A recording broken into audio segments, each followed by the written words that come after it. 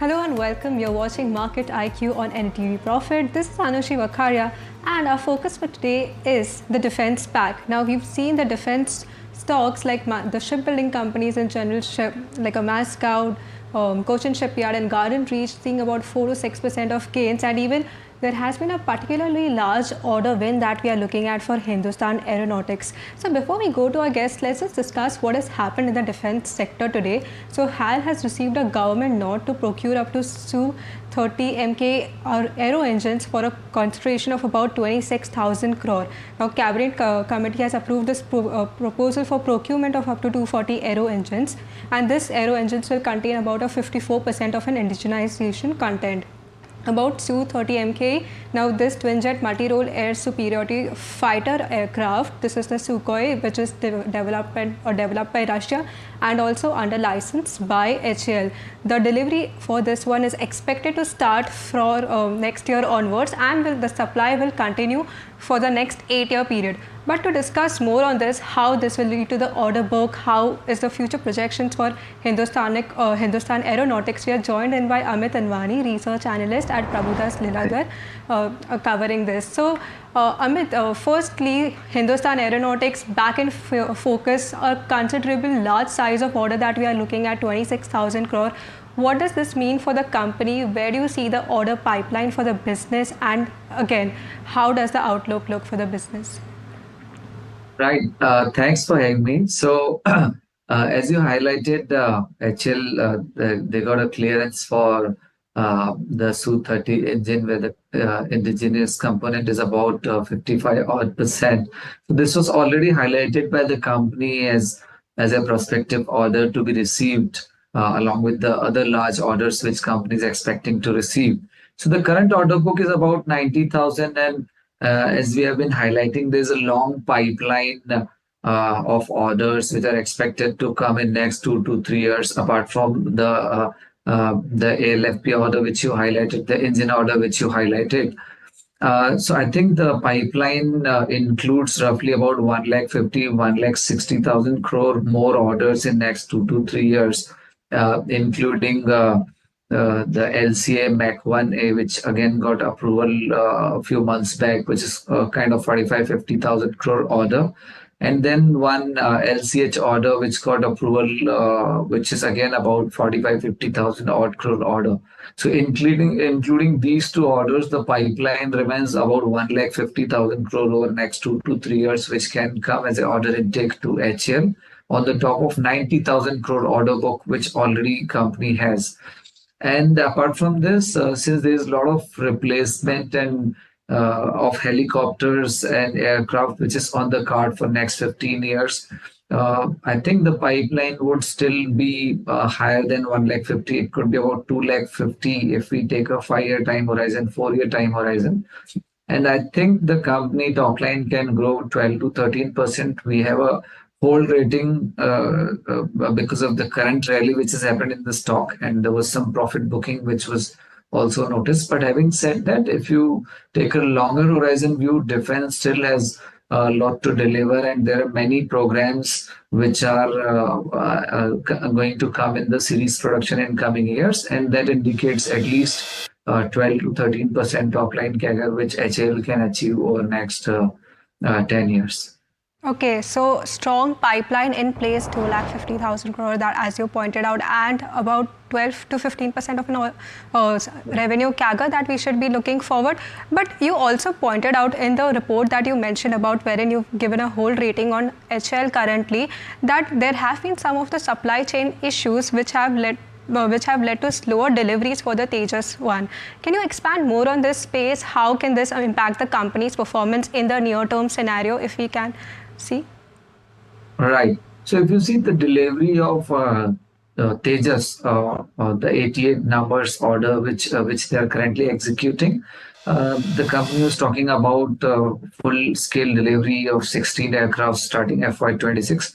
But I think because of the G engine supply, the FY25, there was certain number which is now delayed to be delivered and can be postponed by 6 to 9 months in early FY26 or late FY25. So this, I would say, near-term impact in supply, because for engine, they are still dependent on GE for Tejas LCA, and that is why to make this supply chain robust, few months back, there was an agreement with GE to completely co-produce the engines in India with complete transfer of technology.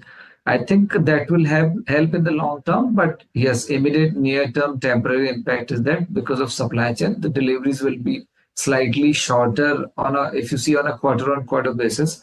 But I think there could be lumpy deliveries in 4Q and early FY26.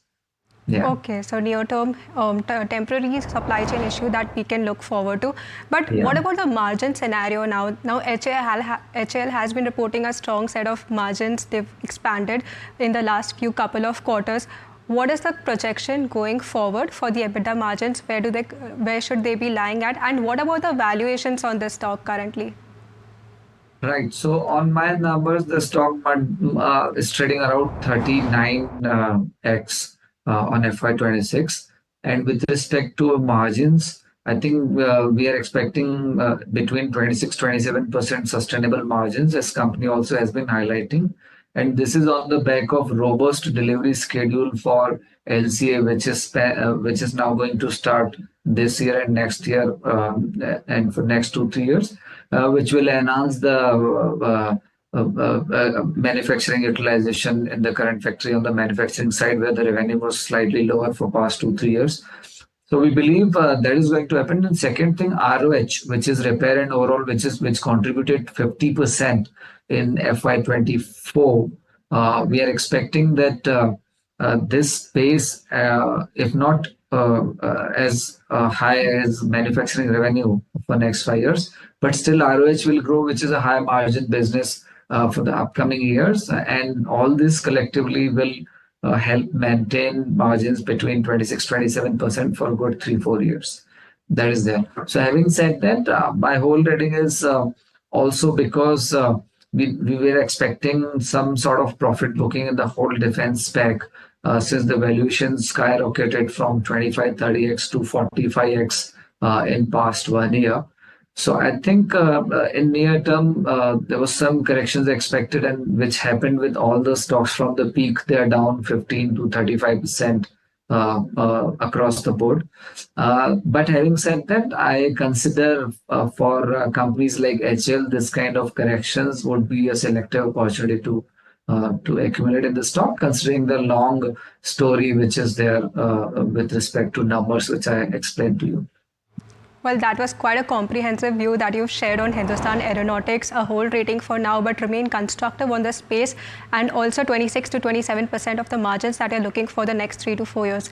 But let's shift focus now to the shipbuilding stocks as we speak. Now, there are media reports which suggest government is to clear mega defense projects worth 1.3 lakh crore, and this includes Indian Navy plans of rupees 70,000 crore for building 7 new warships. So let's shift. We also recently spoke to the chairman and MD Sanjeev Singhal earlier, who shrugs the turbulence in the share price and assures of growth. Listen into what he had to say on this. In case we are not bullish post 27, we would not be planning for investing 4,000 to 5,000 crores. Then the existing yard capacity would be sufficient in case I am not reasonably bullish with respect to the future order position.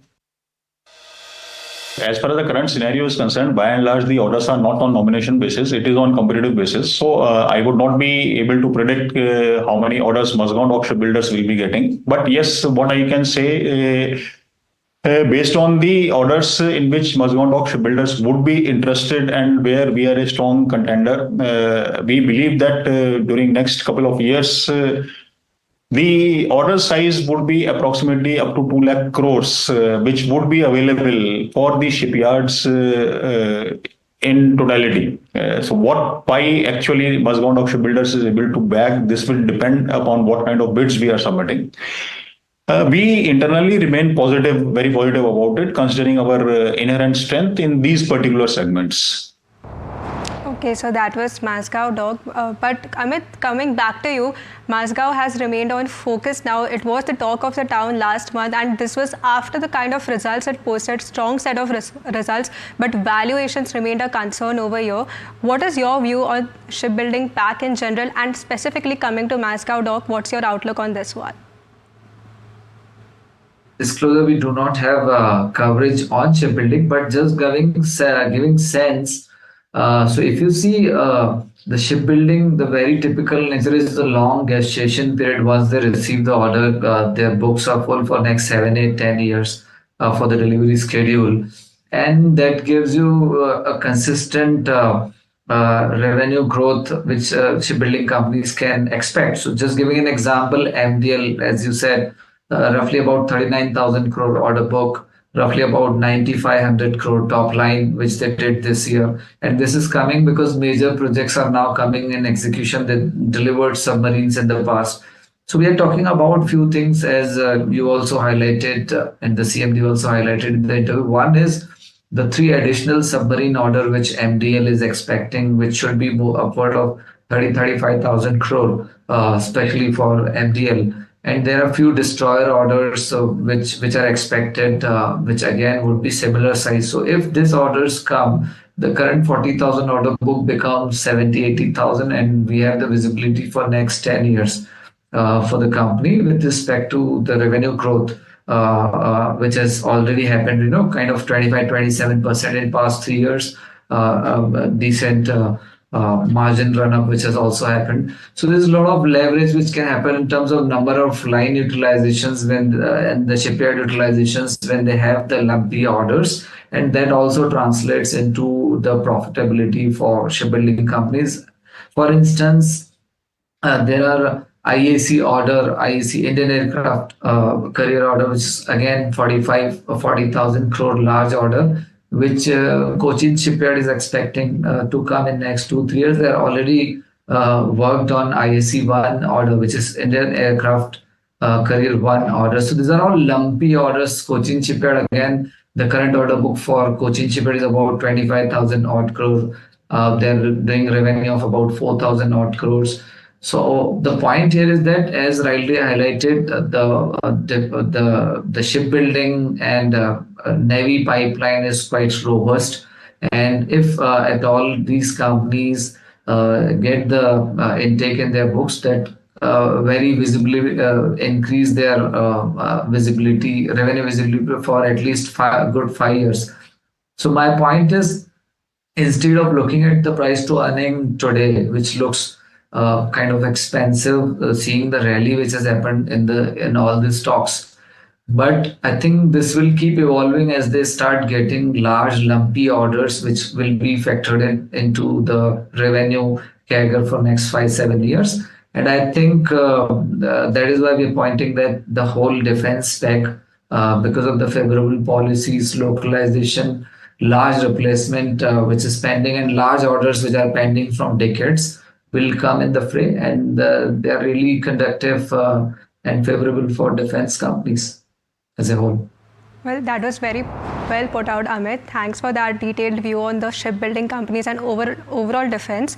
But also, I want to continue. One of the major concerns, as you pointed out, we should not be looking at the PE ratio that aggressively. But if we are to see now, after the kind of stock run-up that has happened and the kind of order inflow, so it's a game between the stock run-up versus the growth picture that we are looking at, because most of the companies that have started putting out these orders, it's just the beginning as we speak for majority of these. So where are you seeing the valuations currently? How should one look at the valuations of such companies? I'm not just talking about the shipbuilding and the HAL part in general, but the overall defense pack in general. How should one, if they want to enter fundamentally, how should one tread with this sector? Right. So if you see from 45, 50, 55, few companies, including small caps like Data Pattern is at 55, 62 year forward.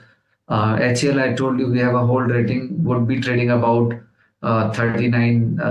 Bharat Electronics has corrected from the top, would be about 37x. So I believe where there is a sustainability and longer horizon, especially where even the working capital cycles are kind of slightly modest. So, for example, Bharat Electronics, which has corrected from 330, 340 at 295, we are advising clients to add. We have accumulate rating 340 target. So we will be very selective whenever there is correction happening. So, for example, HAL is corrected from 55 100 to almost now 47 4800. We advise clients at 4500 to add. So the addition has been very selective when the stocks have corrected, and it makes sense with respect to the on the 2-year, 3-year forward multiple. So anything which is less than, I would say, 35 is a good trigger for us seeing the pipeline which is going to come for the addition of these stocks, where we see a longer horizon in terms of revenue visibility. So the point here is that I'll be very selective, less than 40x, less than 35x as a strong entry point for quality stocks like HAL, Bharat Electronics to highlight. Yeah. So in this selective approach, can you highlight which of the key stocks that you're looking at currently, which are your preferred picks in this? You pointed out HAL, but currently it has a hold rating, but which are the other stocks that we are seeing in this? So as I said, Bharat Electronics we are pushing. Then we have BML, which is not directly completely defense, but it comes under Defense Ministry. The company is into high mobility vehicles, which is kind of 25 odd % revenue, and the rest of the revenue is coming from the Vande Bharat train orders. So BML is a stock which is at about 31, 32x and has the potential when they receive large orders in defense and Vande Bharat to really scale up. But having said that, see, the correction was expected, and still once the roll forward happens and more orders come, there would be still a lot of factor in which is going to happen with respect to revenue and numbers, and the P multiples will keep on changing when the PAT is coming higher if you factor the large scale orders. So I think that phenomena will happen. Only thing we have to tactically look is that where the large order pipeline is pending, which can completely change the revenue growth and PAT growth, which I see happening for HAL with kind of 5-year view. So anything, any deep correction in HAL, I would advise to enter. For BL, same scenario. We have seen they're surprising on the order intake last financial year. This financial year, they're talking 25,000 plus orders. Next financial year, they're talking similar orders, and even with tailwinds, they could be surprised also. The top line is expected to grow at 16, 17%. Stock is trading at 36, 37x. So I think these are few selective bets, but entry time, I would say currently Bharat Electronics can be entered, BML can be entered, and for rest, I would say buy at corrections. Yeah. Okay, so Bharat Electronics and BML remain as the preferred picks, and others a corrective stance remains for those counters. But quickly addressing my final question to you, what on the government side should we keep on expecting that would lead to a higher push towards these defense counters that we are looking at? I know indigenization, exports have remained as some of the key themes over here, but what's your take on this? You mean to say the government regulations or policies, is it? Regulations and policies. Yeah, so see, the past 7-8 years, what has completely changed in defense, and you see many even small caps, private companies who have doubled, tripled their profits because of the underlying opportunity which has crop up. So one was transfer of technology for large platform OEMs, where the government has been aggressively focusing, doing government to government agreements, which happened for GE engines for the aircrafts. And ultimately, once that happens, if we start co-producing GE engines, that would be supply chain sustainability. And then we are able to export to the neighboring geographies. Same happened for Saffron engine, where HAL has the tie-up. So very clearly, one very clear thing which we are focusing is we lack technology. We want to either do transfer of technology and large-scale production for the OEM perspective. Second, to create the whole large-scale vendor base for any manufacturing of platforms and products. The sustainable vendor base is very important. So we actually, the government tried to come up with policies of import ban list and promote the vendor base. They came up with the defense industrial corridors in Lucknow, in Chennai, to promote more sustainable vendor base for ultimately benefiting the platform OEMs, where we ultimately want to again export the platforms as well. So we are targeting large scale exports of 35,000 FY27, of 50,000 exports by FY29.